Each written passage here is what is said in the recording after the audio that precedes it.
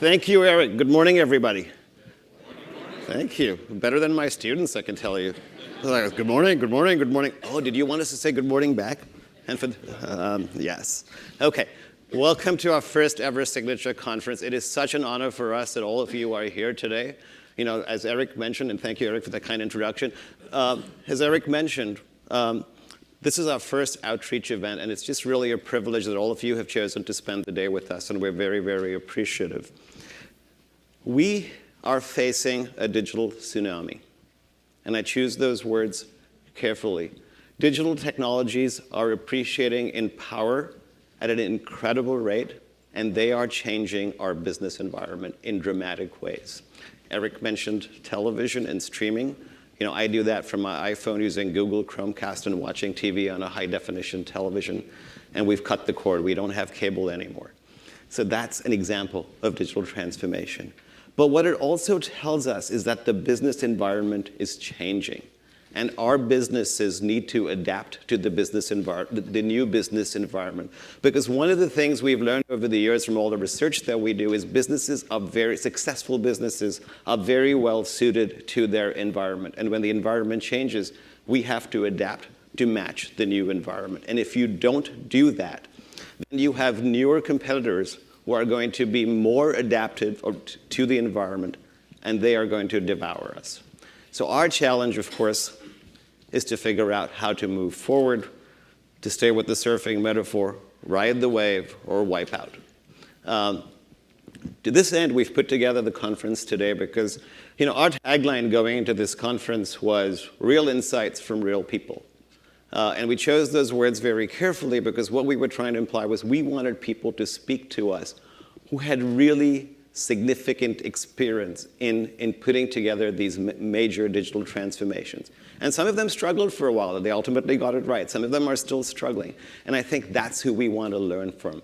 So we're really looking forward to an exciting day. Thank you to all of the speakers who have chosen to help us, and by volunteering their time and graciously agreeing to share their expertise with us so that we can compete with them better, which I think is kind of interesting. But thank you anyway. And to our advisory board and the sponsors who've made this day possible. So let's get started. It's very, very difficult to predict the future. Futurists of yesteryear predicted flying cars, jetpacks. That's my personal favorite because any of you who have been stuck on between the 5 and the 405, it would be nice to have a jetpack soaring over that intersection so you can get south a little bit quicker than we currently can. But it's hard work. It's hard to do this right, and more often than not, we're wrong. But yet, you cannot be in a business today and not think about what the digital future might hold. So what you really have to do is think about what is the future going to hold and how can I invest today so I'm actually succeeding and adapting to the business environment. Now here's the good news. The good news is, on the one hand, we've got this tsunami. It's like a swirl of forces that surround us. On the other hand, it is not inscrutable. There are fundamental technology trends and key economic trends that are powering this revolution. And if we step back, we elevate ourselves to thinking a little bit at a higher level about what are these trends, then in fact we can make some reasonable predictions. We're not going to get everything right. I like to say you just have to be righter than your competitors, right? And as long as you get the key trends, there's a lot that we can do. So moving right along. So the future that we thought, I may not have a jetpack. Wish I would, but I don't. I don't have a flying car either. But so the future that we thought was going to happen hasn't happened. But a different future has actually come to pass. And I would argue it's a pretty darn good future. So today, you can actually rent this hotel room. You can stay in this hotel room, 9,000 feet above sea level, in the French Alps. Looks like a 5-star hotel room. It's in Courchevel, France. And you can have this experience. And you know where you get it from? You don't get it from the Four Seasons. You get it from Airbnb. Now let's think about that for a second. Airbnb, who the heck are they? What were they doing 5 years ago? Not much. What are they doing today? They have over 800,000 places that you can rent. It used to be couches in somebody's living room. Then it became somebody's apartment. Then it became a castle in England. Then it became an island, and of course, this gondola, right? And you think about that. 880,000 offerings that you can stay in. How much money did they spend on building new physical assets? Zero. So think about all the new supply that has entered the market without any expenditure on infrastructure, and is clearly affecting the supply side of the equation. So what does Airbnb do? Airbnb is a software company. They're a platform company. And their software, which is very intelligent, is basically taking over all the functions that a marketplace does.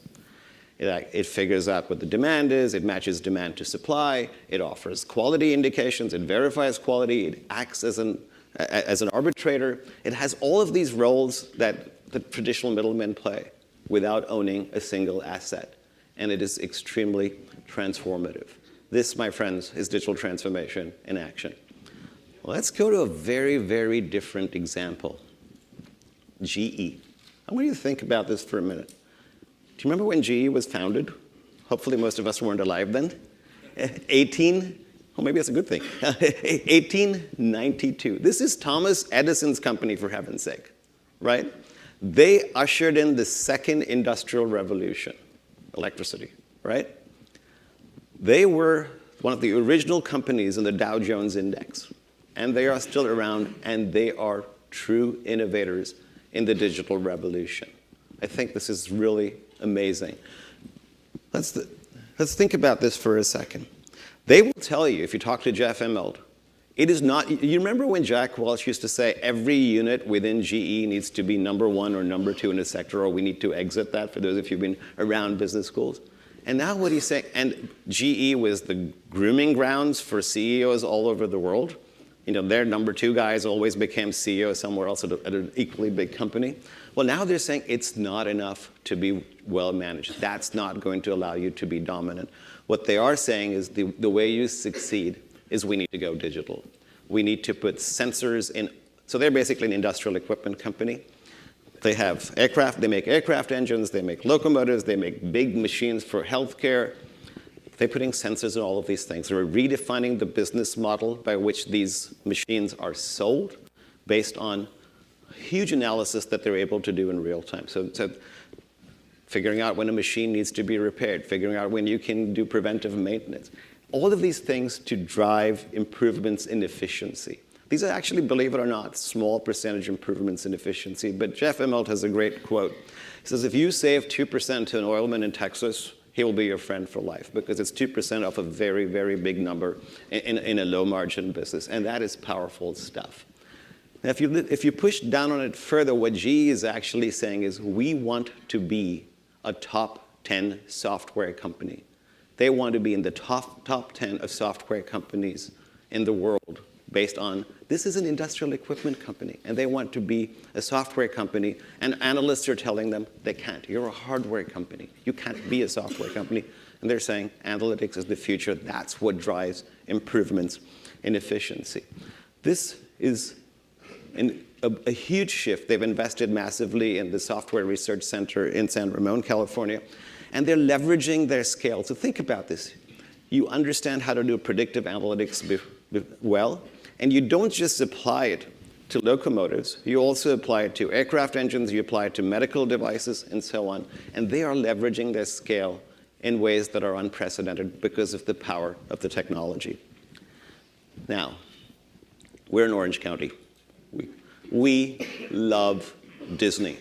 We absolutely love Disneyland.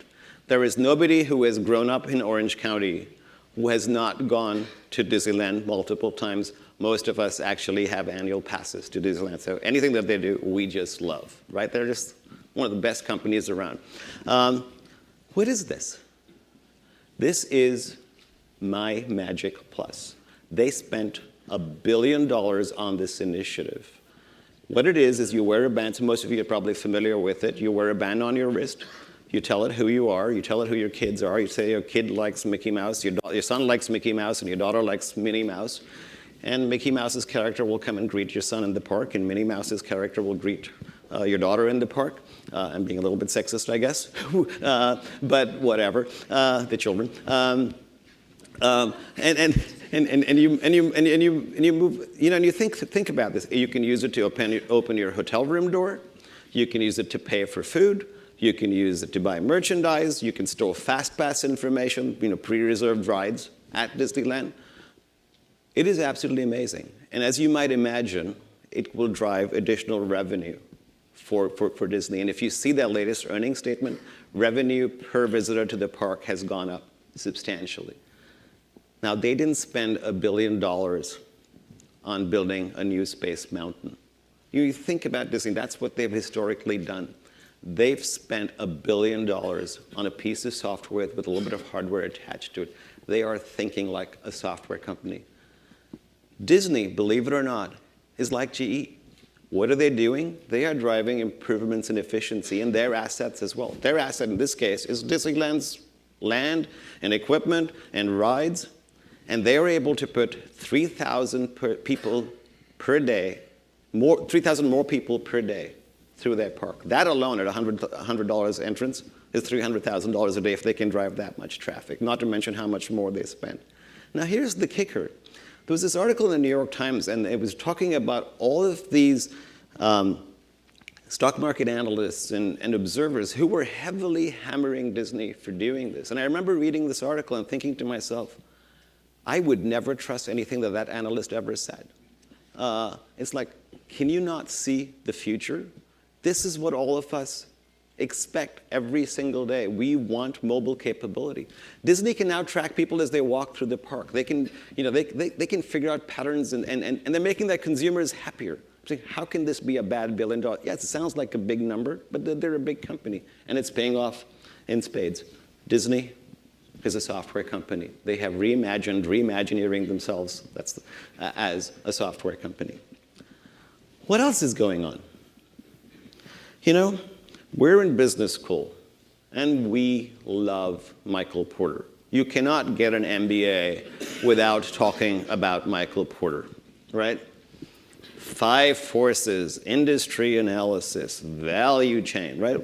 And for those of you with MBAs, we know this is what we talk about. One thing that I like to tell my students is this is the last time you'll ever be doing a 5 forces analysis. I teach in the last quarter. None of you ever seem to expect them to do a 5 forces analysis. But I want to ask you a question. What business is Amazon in? What industry? The government loves this, right? They have a SIC code. Now they call it NAICS code. We need to categorize you into an industry. What industry is Amazon in? They started as a bookseller, right? Then they sold CDs. Then they sold more and more stuff. Then they became a marketplace. They are now the biggest cloud computing services provider in the world. They add more server capacity. I want you to pay attention to what I'm about to say. Emphasis added. They add more server capacity every single day in Amazon Web Services than they used to run the Amazon infrastructure for themselves 10 years ago. Every single day. Think about how much computing power that is adding. And not even from that perspective so much. The perspective I want you to think about is we are the people using it. So when they are adding that much server capacity, it is telling you something very profound about how we consume computing. And then what are the... I don't usually watch the Golden Globes, but I actually had it on this year when it came on. And it was interesting. Who won 2 Golden Globes? Amazon Studios. Like, who would have thunk, right? What the heck are they doing? Now, here's what else is interesting. They are using techniques that digital companies often use to approach markets. They are crowdsourcing talent. They are crowdsourcing ideas. They are voting up good ideas and voting down bad ideas. All of the things that online communities do routinely, They are transforming the movie and television series making business. We watch Bosch, we watch Transparent. It is just, it's not just cutting the cord. It's this whole industry is being redesigned by Amazon. So it's again, software companies reinventing industries. Amazon is fundamentally a software company. Now, there's good news and bad news in this. The bad news is you don't know where your competitors are coming from. Oftentimes, they're software companies. The good news is there are no industry boundaries for you as well.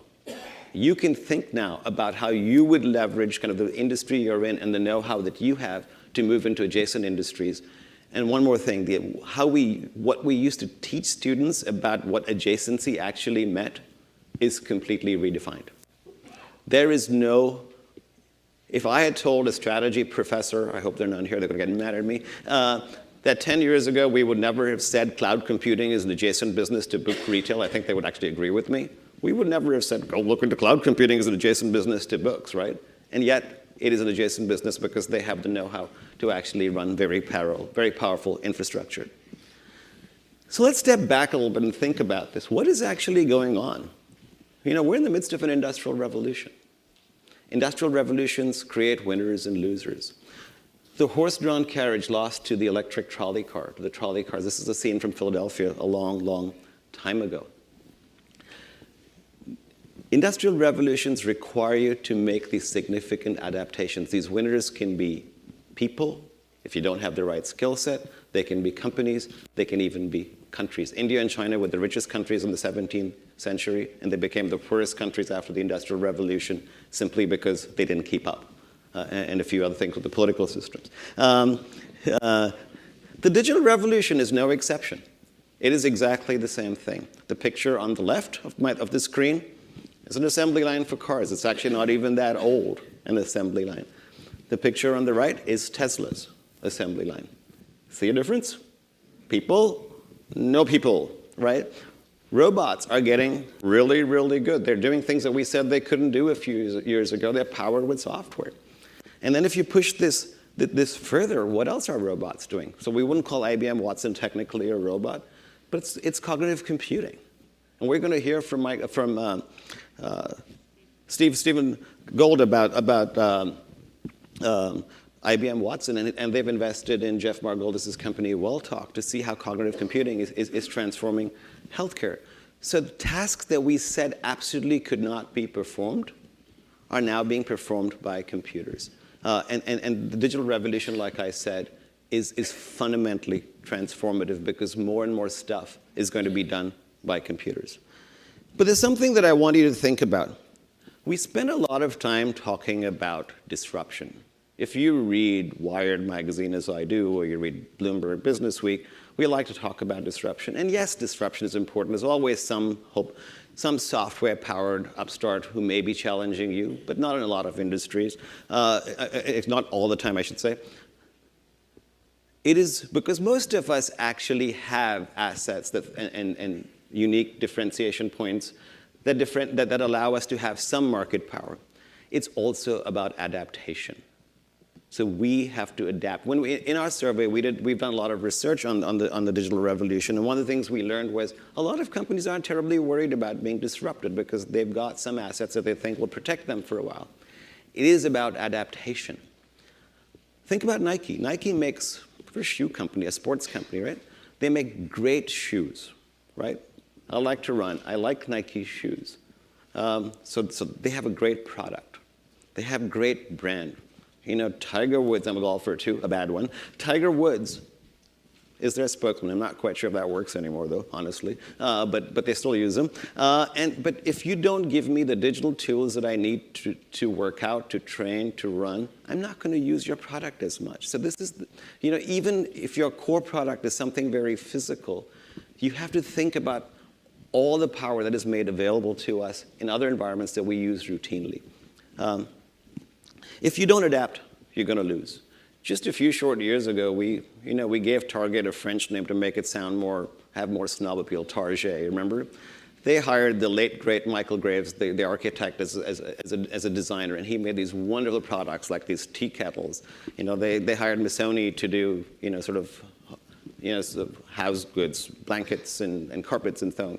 Incredible strategy, right? People love and still love in some ways going to Target. But what did they do last week? They laid off a couple of thousand people. They stopped hiring for the bunch of open positions. They saved $2 billion. And what did they do with it? They put it into digital. And they're now saying we use mobile as the front door to all of Target because that's how important mobile has become. So they fell behind. The good news is they have a lot of assets that are protecting them, and I'm sure they will come back because they're making the right investments. But it'll be interesting to see. They were using merchandising processes and other retail store processes that weren't as good as some of the better competitors that we have in the room today. So I think, but it shows how quickly you can go from being extremely successful to being much less successful. So you really have to think about adaptation continuously. So what exactly are we adapting to? So let's break this apart. One, it's computing, the power of computing. I talked about the data centers, but it's not just Amazon. It's Google, it's Microsoft, it's IBM, and any number of other suppliers who are providing us with massive amounts of computing power. That it used to be that you spent $5 million on your mainframe, right? Which ran for 5 years. And the first mainframe I ever worked on, I'm going to reveal my age here, had 500K of memory. And it cost a few $1 million. 500K, right? That is insane. That was a huge barrier to entry. If you didn't have $5 million, you really couldn't buy a computer. And if you have money for rent, money to pay rent, you can get amazing computing power that is more efficient than most companies can put into place themselves. Not only is it transforming industry, it's transforming the venture capital industry. Think about this, because companies, startups don't need that much money anymore to get started. I think it is an amazing, amazing story. Mobile we know about. The only thing I'll say about mobile is this is a supercomputer in your pocket. And it's one more thing, because we think in terms of the power we have on our desktop. So you can say, well, we already had a PC or a Mac. This thing can speak to you. It knows where you are. It can sense by putting sensors on it. It is far more powerful than just a supercomputer because it has all these additional capabilities. And then we're connected all the time. So you read about these guys who were climbing the Dawn Wall in El Capitan. They were free climbing, these two guys. It took them 21 days to get up. And you would think this is the perfect isolation activity, out there in the wilderness, talking to nobody, just you and nature, and you're fighting against this mountain. Well, what are they actually doing? They're running Facebook chats and, off the side of a mountain, right? That's how connected. You can't even get away when you really want to get away. Well, these guys had sponsors, so I'm sure this was part of the deal. And then everything is being digitized. So we understand the business data that we capture. So I talked about GE and the data that they capture through the sensors in their machines. We talked about Disney and all the data that they capture as we wandered through their parks. The human genome and our gene sequence is a piece of data. A company called Ethos is putting sensors on your body so you can train better. Everything can be digitized.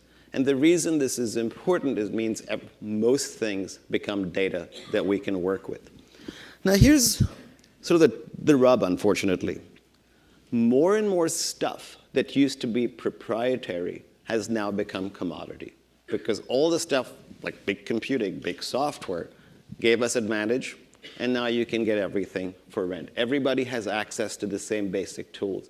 So how do you become different? How do you differentiate yourself? What gives you competitive advantage? So so what did I talk about? I mentioned hardware. I mentioned mobile. I mentioned compute hardware, mobile. I mentioned networking. One of the things I left out was software on purpose.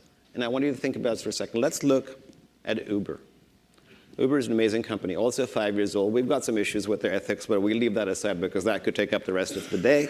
And we'll just talk about what they do well. So I go to Bombay to see my mom a month ago. Bombay has no street addresses. You ask Bombay, they'll say, well, you ask my mom where she lives. Well, I live near that post office. And then this is the name of my building. And nobody can find anything because the street names are all out of date. Nobody even is trained to read them. Uber found me every single time. It works in 55 countries around. Everybody knows what Uber is. It's the car sharing app. This is really powerful stuff. Now, I want to give you an example. In San Francisco alone, their revenues last year were $550 million. The taxi cab industry did $150 million last year. Now, what do you think about that? If I went to one of your companies and said, you know, you do business in San Francisco and your revenues are $150 million a year, I can find a way to give you another 550. We work on 10% growth and 20% growth and 30% growth if you're doing really well, 60% if you're doing crazily well. This was 300 times, 300%, right? New value created from where? I mean, you would think this is a mature industry. There's plenty of taxi cabs. Everybody who wants a taxi can get one. They created $550 million value out of thin air because this was the money that people were leaving on the table. This was untapped demand that they were able to fulfill. How? Because they used the smartphone, they used the cloud. The driver has a smartphone, turns on his or her smartphone when they decide they want to work. Uber actually tells them where to wait because they know, for example, if you live, oftentimes I actually ask the drivers, like, where are you waiting? And they say, Fashion Island. And I said, why are you waiting in Fashion Island? Because Uber told us that's where all the hotels are. That's where, the offices are. That's where people who want Uber cars are actually operating out of. And so there's a lot of data that they're capturing. If you've called a yellow cab, you know exactly how different that experience is, right?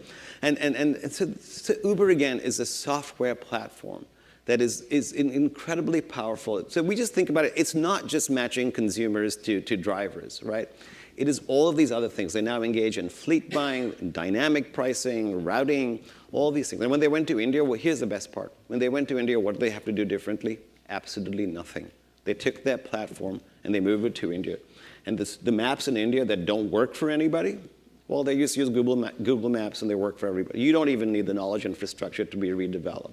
This is incredible stuff. And the latest partnership they've got is with Blue Smart, which is smart luggage. If your luggage ever gets lost, it knows exactly where it is because the sensors are on your luggage. And when you land at your destination, Blue Smart will tell you, your luggage is landed with you. Do you want us to call you an Uber car? And if your luggage unfortunately didn't make it, it will say, your luggage didn't make it. Do you want an Uber car? And by the way, we'll pick up your luggage and bring it to your hotel.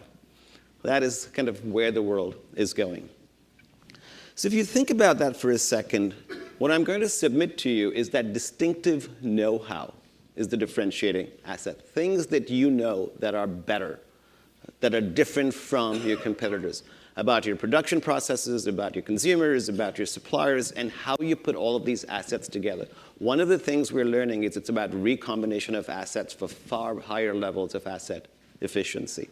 So you really need to think about how can we use all of this new technology and redesign them, recombine them in ways that are far more efficient. Now, know-how by itself is not enough. If you don't codify know-how into software, you can't scale it. And this is where the power of software really comes in. You have to work on codifying know-how into software. I would argue to you that software is the new core competence. And in fact, I would say that we are all software companies. Now, I just want to spend a couple more minutes on talking to you about why software economics are so powerful. So how many products did the Sony Walkman disrupt? 0. Leslie Fell, my associate, insists that it's 1. It's actually 0, I think. Sorry, Leslie. She insists it's the boombox. But anyway, I never ran with the boombox, so I don't know. Thank you, Jeff. Let's think about this. Apple. How many products has Apple iPhone disrupted? Over 50. Why? It's a software platform, right? Every device that has been replaced is a piece of software. It's an app that sits on the Apple iPhone platform, right? This creates network effects that are extraordinarily powerful. Apple has leveraged digital economics to become the most valuable company in the world, not just today, of all time. This was a company that we wrote off just a few short years ago. This is what we have to learn from. These guys have leveraged digital economics like no other. When you have new economics of digital, and what I mean by that is the economics of digital goods are very, very different from the economics of physical goods. Competition, the way we compete, the way we organize ourselves, the way we design our processes, all of them implicitly design on the economics that underlie these processes, these organization structures, these business models. When the economics change, we have to redesign ourselves. So let's quickly talk about what these might be. And there are three sort of key principles that we have to think about. One, platform economics. You've got to learn how to orchestrate your ecosystem. This is not an old-fashioned supply chain. This is an ecosystem that is very different. Somebody used the word frenemy. You could be partnering with somebody and competing with somebody. But usually what it is that one company will receive the revenues, and then you have to share these revenues with all of your channel partners, with your app developers. And there's a lot of implications, and we have a panel that will explore that in much greater detail. How do you actually optimize the use of the platform? So we're moving from the traditional supply chain to a platform world where economics are completely different. Think about kind of a dating website. You need to make sure, for example, that you generate kind of equal, enough representation from both sides of the market, so men and women, for example. So platform economics is principle number one. Principle number two is increasing returns. Bigger is better. What this means is that if you get ahead, even by pure luck, you can exploit that lead to get further ahead. So if you think about that for a second, think, for example, of Google. When they came up with a better search engine, more people began to use them. They collected better data. Now it becomes very difficult to dislodge them because nobody else has the kind of data that they actually have. So the goal is to get bigger because GE is leveraging scale, Disney is leveraging scale. And what is Uber doing? Obviously, there are startups too. They're not leveraging scale, but they've thought about scale from day one, which is why they're in 50. There's no accident that they are as tough a competitor as they are. They're growing as rapidly as they can because every time they roll out into a new city, they make more money and their margins go up. Margins go up with scale. You ultimately want to corner the market or at least be one of a few competitors left. It'll be interesting to see how Lyft plays out. We're going to hear from Arun Sundararajan, one of the best experts on the sharing economy. And we'll ask him kind of how he sees this play out in terms of some of the competitors and who has the best chance here. So what this says to me is get digital fast, because your advantage comes from know-how that you leverage. You really have to build this capability rapidly and get ahead of your competitors so you can leverage your lead to get further ahead. Mark Andreessen, famous venture capitalist, I used to feel sorry for him after he got killed with his Netscape browser. He's done very well for himself. And his thing with software is eating the world. And what he meant by that was software companies are winning in most industries. And he didn't mean pure software companies, though that was one piece of it. The other piece of it was companies like Walmart that are winning as software companies, winning with software, winning with technology. It's Marriott. It's companies like that that are really investing heavily in these digital initiatives and competing in software, not just with software, as it used to be in the past. The question for all of us is, are we ready for reinvention? At the university, you may think we're not struggling with this, but we are. Online learning is hitting us really hard, really rapidly, and we're still struggling with how to respond. Finally, let me close with, we're all software companies. The only difference is some companies just don't know it. Well, with that, let me leave you. Thank you so much for your attention. I truly appreciate it.